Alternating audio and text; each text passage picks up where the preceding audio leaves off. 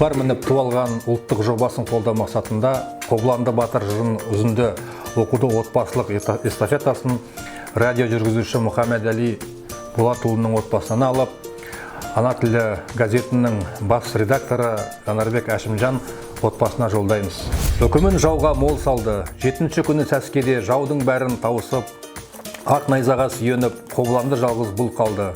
Сол қаланың әйелі ерлерінен айырылып, бәрі де жесір тұл қалды.